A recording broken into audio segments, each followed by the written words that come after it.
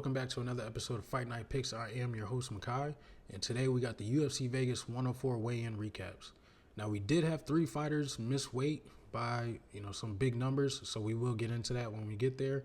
But I also have a new segment for you guys called Makai's Money Making Plays at the end of the video, so please be sure to like, comment, and subscribe. And without further ado, let's get the video underway. Starting off the card, we got Carly Judice taking on Yunesi Dubin. Here is both of these ladies on the scale. Like I mentioned in the breakdown, Judice is a very thin flyweight. Neither one of them had an issue on the scale. Dubin does have slightly more muscle on her. I am sticking with her for the pick. And here is the face-off.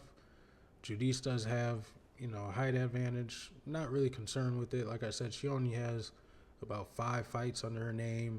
Dubin has 6, but I think she's being tagged wrong with the plus 300 underdog price. I do like Dubin to find some success with the power that she has in her hands, and I'm sticking with her. Next up, we got Priscilla Cachoeira taking on Josiane Nunes. Here are the ladies on the scale, both pretty cut up. Priscilla with the I think she has a new haircut. It looks a little different. Ponytail, shaved head. Both these ladies are very strong, very muscular. Here's the face-off. Priscilla's slight height advantage. But like I said, her nickname's Zombie Girl, so she's just trying to walk through everything. I think Josiane is going to have some success, land some powerful hooks, possibly get a finish in this fight. I don't think it goes to the 3rd round. Or maybe it ends inside the 3rd round. I can see like a late TKO. I'm sticking with Josiane. Next up, we got Andre Lima taking on Daniel Bada. Here are these fellas on the scale. Both made weight, no issues. Both pretty cut up for the weight division. And here's the face-off. I watched the face-offs, the weigh-in and the face-off live. These guys were pretty playful. A lot of respect between them, so looking forward to a good fight. Sticking with Andre Lima. Next up, we got Sam Hughes taking on Stephanie Luciano. Here's Sam Hughes. She looks good. She looks like she's in good shape, fight shape. And here's Stephanie. Looking good, looking good. And here is the face-off. Still sticking with Stephanie. I think she's going to, outscore, evade a majority of the takedown attempts from Sam. I think she'll win it on the cards. Sticking with the pick in this one. Next up, we got Josias Musasa taking on Carlos Vera. So Josias missed weight. I want to say he came in 136.5, so he's a half a pound over, the 136 weight limit. Here's Carlos. Looking good for an older man, Here's the face-off. Pretty serious. I still think Josias is going to find the finish in this fight. Not really concerned with the weight, the weight miss, but pretty sure he's concerned with it since he'll be losing some money. So, but moving on, we got AJ Cunningham taking on Su Young Yu. So I was very interested to see what AJ looked like, cutting from. Well, he fought at 55 last March to be exact, and he looks great at 135. I have to say, I thought he would look, completely drained, but he looks cut up. Looks like he's ready for, a 3-round fight. He looks really good for 135. And here's Su Young Yu. Again, no issues for either fighter. I'm gonna pick AJ. I'm gonna rock with the pick, AJ Cunningham. I think he's gonna get it done. I like the the shape that he's in. He looks ready. Here's the face-off. Like I said, he's got the height advantage, the reach advantage. If Su Young Yu, doesn't find some success with the jiu-jitsu, I think AJ's gonna walk him down possibly. We've seen Su Young Yu give up before. I don't think. I think AJ could make him do it again. Moving on to the heavyweights, the new heavyweights. We got Ryan Spann taking on Waldo Cortez Acosta. So Ryan, he looks like he didn't cut any weight at all. He probably was just eating, honestly. I'm still gonna rock with him for the pick. Here's Waldo Cortez as well. Looks pretty good shape. I would have liked Ryan to, put some more muscle on. It looks like some more fat. Here's the face off. Ryan has the height and the reach advantage. I don't know. I would have liked to see, a lot more muscle mass. It just looks like he didn't decide to cut. He came in at like 249, which was a little over what I thought he would be too. He should be able to take, some more punishment, but I don't know. I thought he would come in a little bit more muscular. I still do like the path for submission for him. But we'll see. We'll see how the fight plays out. He shouldn't be, chinny. He's got some weight on him now. Definitely helps not having to cut so much weight. So, rocking with Ryan Spann. Moving on, we got Kevin Vallejos taking on Sang-Woo Choi. Sorry. Vallejos, he was on Twitter yesterday talking about how this cut was like one of the easiest he's ever had. So, he looks good on the scale. Here's Sang-Woo Choi. Looks good too. Pretty cut up. And here's the face-off. We got Kevin with his Argentina flag in his hand, balled up. I think he's going to get the knockout. I'm sticking with the pick. This guy is going to be, a really good prospect to watch at 145. Moving on to light heavyweights, we got Brenton Ribeiro taking on DR Nergozai. Nergozai came in 5 pounds overweight. He weighed in at like 210 and a half. It didn't look like he really cared either, but for this to be your debut, it's not a pretty sight. Hopefully he gets that, checked in for the next fight if he gets another fight in the UFC. But here's Brenton looking good, made weight, no issues, and Nergozai is just bland. Here's the face off. I'm still rocking with him for the pick. I do think he's gonna find some success in the striking. I like, his striking a lot better than Brenton. I think it might go decision, or he could find a finish in like the second round. But I wouldn't be surprised with a decision either. But yeah, not a good sign for him to, be missing weight on your debut. Definitely need to, dial that in. Maybe get some more add some more muscle too. Looks like he might be able to make 85. I don't know. But yeah, hit the gym, buddy. Moving on to the bantamweights, we got Cody Gibson taking on Damon Blackshear. Cody looked like a bit of a skeleton. Don't get me wrong, he made the weight, but look at his face, man. He looks sucked up. Cody might need to move to 45 if he's going to stay in the UFC. And here's Damon. He's pretty ripped for 135. He did have to get, completely undressed to hit the scale, but it was only like a quarter of a pound. No big issues. They both came in at like 136. And here's the face-off. So I do have like this little superstition when guys don't shake the other guy's hand when they reach out for it. So Cody reached out to shake Damon's hand, and Damon just blew it off. I don't know, man.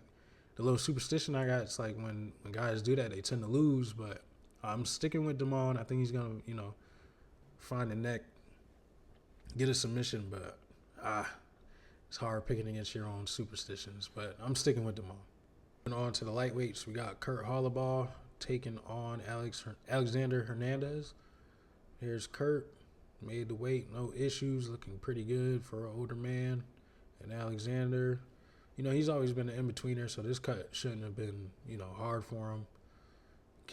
They both came in at 156, and here's the face-off. It's going to be a really good fight. Really, really good fight. Sticking with Kurt on this one. And for our co-main event, we got Elizio Zaleski dos Santos taking on Chidi Njokuani. So Chidi missed weight by 2.5 pounds. I'm going to say, 172.5. I don't know what's going on, man. These guys need to dial it in. 2 pounds, he was a former middleweight. He does have 2 fights at 170. I don't think he had issues making the weight before, but he has stated previously that he does not like cutting the welterweight. And, maybe this could be a sign that his body isn't, wanting to do it anymore. Maybe he struggled getting those last 2 pounds off, but they both look pretty good on the scale. Zaleski, didn't have an issue. And Chitty, you just got to, measure it in. It's only 2 pounds. I know those last 2 pounds could be hell, but I mean, you got the PI right there. You should be able to, get it locked in. But here is the face-off. Chitty has, a huge reach advantage. He's much taller. I'm still gonna stick with him to win this fight. I think it will be, like a nail biter. I'm not saying throw down on Chitty and Njokuani, but I'm still gonna. I think he's gonna, have some success in the close range, especially with the elbows and knees that he loves to throw. He's already stated it in his media day. I think he's gonna have some success. I think he'll get it done on the scorecards. And for our main event, we got Roman Dolidze taking on Marvin Vettori 2. There's Roman with the what do you call it? The ground beef chest, and then we got Marvin looking pretty good for him to take a year and some change off. And here's the face off. From this angle, it kind of looks like Roman is much taller than him. I don't think he's that much taller than him. If anything, I thought they were like the same height. I have to, check the stats again. But I'm sticking with Marvin. Think he's gonna win it on the scorecards again.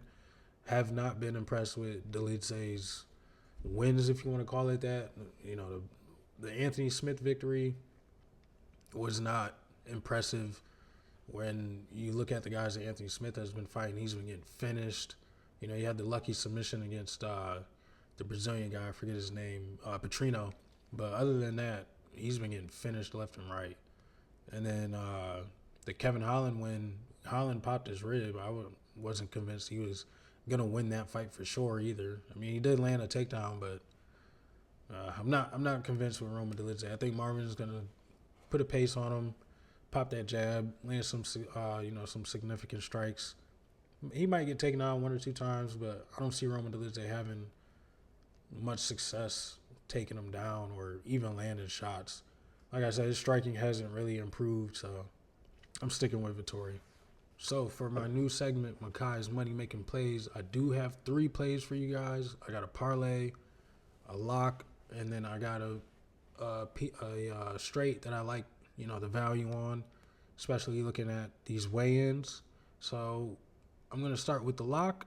I am going Kurt Hollabaugh plus 172. I think Kurt is going to outdog Alexander Hernandez. I have not been impressed with Alexander recently. He's dropped 3 of his last 4 fights. I don't think he's going to be able to outdog Kurt. And how ironic is it that Kurt is an underdog in this fight? I think Kurt is going to put a hell of a pace on him. He's got good takedowns, good takedown defense, good jiu-jitsu. He runs his own. He owns 2 gyms, I believe. Trains there and runs them himself. I think Kurt is going to have a lot of success in the striking department. I think Kurt is just going to outdog him. I like guys who are definitely going to fight for your money, like we did last week with Justin Gaethje, another underdog. I'm trying to go for back-to-back weeks, locking up some underdogs, getting some good money. The plus 172 is a good tag on Kurt Hollabaugh. I think he's going to get it done. And let's move on to the parlay. I am going Ryan Spann by submission or points. That gives me plus 260. I'm going Damon Blackshear by submission. That gives me plus 270. And then I'm going Kevin Vallejos by knockout. I got that at minus 150. Add it all up. It gets you plus 2120 for the parlay. This is, a big price, so to say. But I think all 3 of these methods are likely to happen. I went, the double chance for Spann because thinking about it, Waldo Cortez, he might have some success defending some Spann takedown attempts. And I can see Span, being able to take some more shots from Cortez and putting, a pace on him. You might clinch a lot, land some shots in there. If he doesn't get the takedown successfully, you might get some clinch strikes off. I definitely see him putting Cortez Acosta against the cage. Don't want to strike with him, out in range where he could land something big. So I like submission or points to definitely happen. If Span takes him down, I know he's looking for the neck. He's always looking for a submission whenever he gets a guy down. So I definitely like that. And then Kevin Vallejos, I'm 100% positive he's going to knock Sing Woo Choi out within 2 rounds. He's even talking about it on Twitter. Could jinx himself, but I don't think Choi has anything for him. He likes to, when he gets hit by something big, he likes to try and get it back and puts his defense to the side. So I think Vallejos is going to have some success, land something big, maybe within even the first 5 minutes. But I definitely like this parlay, came up with it, and I'm going to put some money on it. So hopefully it comes through. And the last play, I'm going AJ Cunningham, plus 440. Like I said in the breakdown, I wanted to see how he looked on the scale, and he looks great. I have to say, for 135, cutting from, who knows, he's probably like 170. But he looks great at 135. I think he'll be able to defend a lot of the takedowns, and Sing Woo Yu is going to have some trouble with a guy that just likes to walk forward the entire fight, throwing big shots. I don't think he's going to be able to, take anything that, well, not anything, but I think AJ is going to have some power for him and is going to give him a hell of a fight. We have seen Sing Woo quit before. I don't see any quit in AJ, and unless he's getting choked out, I see him being able to win this fight. So I'm going to take a chance on AJ Cunningham at bantamweight. So that's what I got for you guys. Makai's Money Making Plays. Let me know in the comments if you like it. I thought it was, some really good value, especially with Kurt Holloway being the lock. I'm really confident in that. But yeah, let me know what you guys think in the comments. Thank you for, tuning into this video. Make sure you guys like, comment, and subscribe.